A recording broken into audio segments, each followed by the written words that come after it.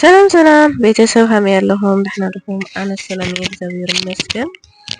ከም ሰላም ለኹ ድማ ሰላም ትኹሉ መዓልቲ ተስፋዬ እንኳዕ ድማ ብሰላም መጻኹም ላብር ላይ ትፍላወልኹም ሓደሽቶም ሰብስክራይብ ነበራትኩም ደግሞ ላይክ ኮሜንት ላገበርኩም ብርታዕኹም ኣይፈለኒ ስለትገብሩለይ ድማ ኣዝየ ካብ ልቢ ላመስግንኹ ባርሉ መዓልቲ ደሞ ብኣዝያ መሃሪትን ኣዝያ ጠቃሚትን ኣርእስቲ ሒዘልኩም መፅአ ኣለኹ ማለት እዩ።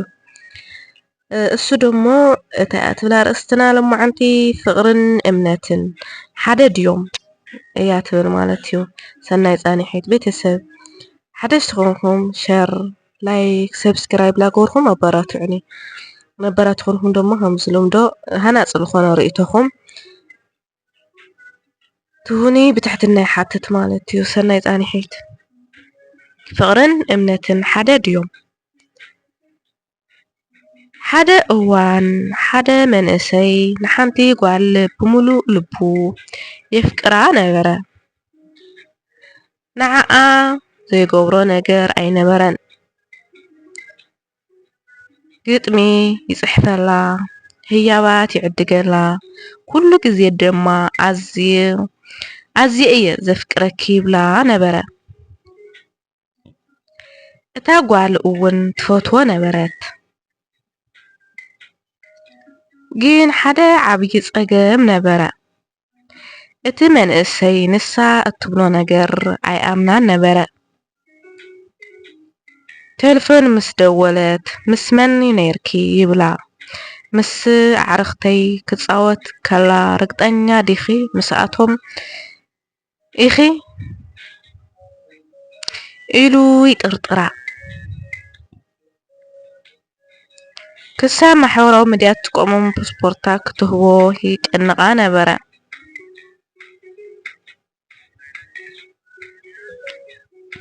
ሓደ መዓልቲ እታ ጓል ክልተ ናይ ሽምዓ ብርሃን ሒዛ መጸት። እታ ሓንቲ ሽምዓ ፍቅሪ ትብል ጽሑፍ ነበረት። እታ ካልእይቲ ድማ እምነት ትብል ነበረት። ንታ ፍቅሪ እትብል ሽምዓ ወልዐታ እሞ እዛ ሽምዓ እዚኣ ነቲ ንዓይ ዘለካ ስምዒት ትውክል ብጣዕሚ ነበረት ተብርህ ኣላ በለቶ።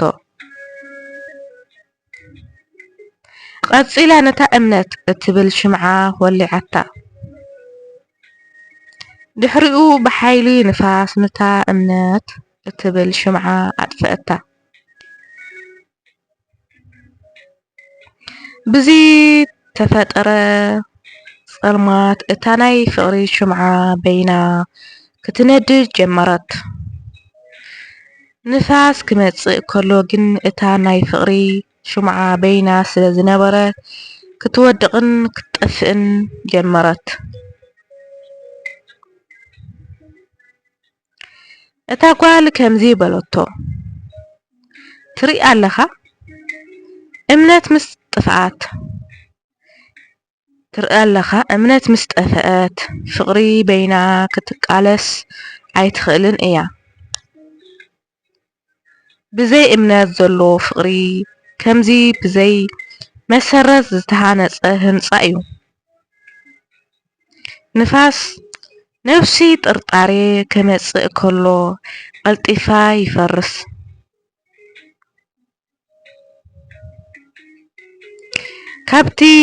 ካብታ መዓልቲ እዚኣ ጀሚሩ እቲ መንእሰይ ሓደ ዓብይ ምስጢር ተረድአ። ፍቅሪ ንልቢ ከም ዝህወኻ ይገብሮ።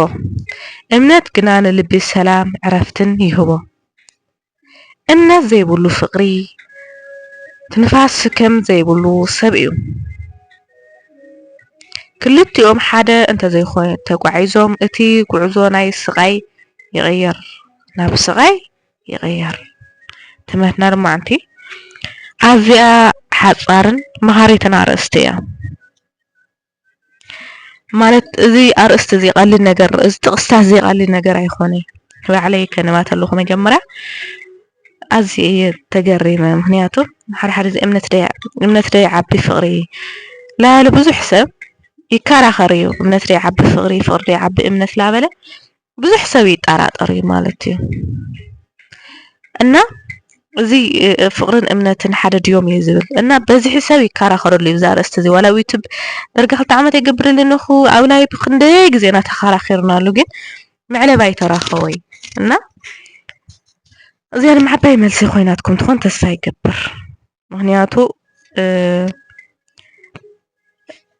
እምነትን ፍቅርን ማለት ሓደ ግዜ ይፍቅሩኻ እሞ ወይ ደቂ ሰባት ሓደ ሰብ ይፍቅሮ እሞ ኣነ እንታይ ይገጥሞም መሲኩም ሓደ ግዜ ካብዚ ዝዕዞ ሓደ ሰብ ይፍቅረካ እሞ ግን እቲ እስኻ ትደልዮ ነገር ዘይርድኦም ኣብቲ ፍቅሪ ናቶም ጥራሕ እዮም ዝገብሩ ይፍቅረክ ደለኹ ካብዚ ብላዕሊ እንታይ ይገብር ጥራሕ ይብልካ ማለት እዩ ብዙሕ ግዜ ኣብ ሓዳር እውን ከምኡ ይፍቅራ ደለኹ እንታይ ካልእ ዘድልያ ሓደ ፍቅሪ የመና ፍቅርለስ ጭቅጭቅ ሰላም ይስእን ንምንታይ ካፍ በዝሒ ፍቅሮም ተልዓለ እምነት ይስእኑ ማለት እዩ ይጠራጠሩ ካልእ ሰብ ክወስዳ ዶ ክኾን ገሊሎም ሲ እቲ እሳልኣቶም ዘለዋ ፍቅርስ በቃ ጥራሕ ናቶም ጥራሕ ፍቅሪ ይርዩ ማለት እዩና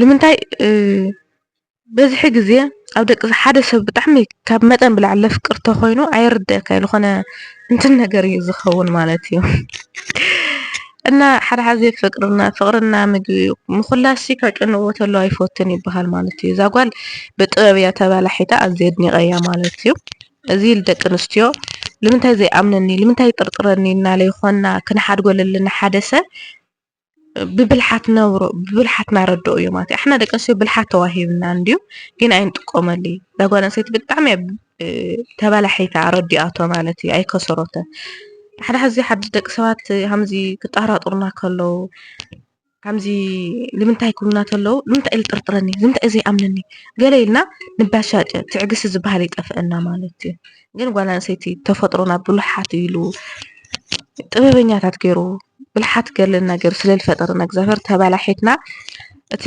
ዘፍቅረና ወይም ኣዝዩ ብልብል ልስስተልና ሰብ ብእምነትና ብጥበብና ብብልሓት ነምህሮ ማለት እዩ ንኹላትና እያ እዛ ተምህረት እዚኣ ኩልክም ተረዲእክን ክቡራት ኣሕዋተይ ኩልክም ኣወዳት ይኹን ኣጓላት ማለት እዩ ለሓደ ሰብ ለፍቅረና ሰብ ንጥርጥሮ ዘይኾነሲ በቃ ትክጥርጥረና ወይ ከሎሲ ብብልሓትና ብጥበብ ንምርሕዮ ማለት እዩ ያ የቅሬታ ሓሳበይ ይብተነና ኣሎ እና ብዙሕ ክለኩም ደለኹ ነይረ ግን እዚ ርዱእ መልስን እዩ ርዱእ ኣርእስቲ እዩ ማለት እዩ ምክንያቱ ካልእ ምንም ዝወሰኸ ነገራት የብሉ ኣብዚ ኣርእስቲ እዚ ዘሎ ማለት እዩ ምክንያቱ እምነት ብዘይ ፍቅሪ ድማ ብዘይ እምነት ፋይዳ የብለይ ማለት እዩ ግን መብዛሕትኦም ኣብዚ መርፁ እዩ እምነት ዝብሉ ፍቅሪ ዝብሉ ኣለው ማለት እዩ ናክልቲአን ተኣሳሰራ ከምዚ ሓንቲ ሳንቲም ሲ ክልተ ገጽ ዘለዋ ማለት እዩ እቲ ሓደ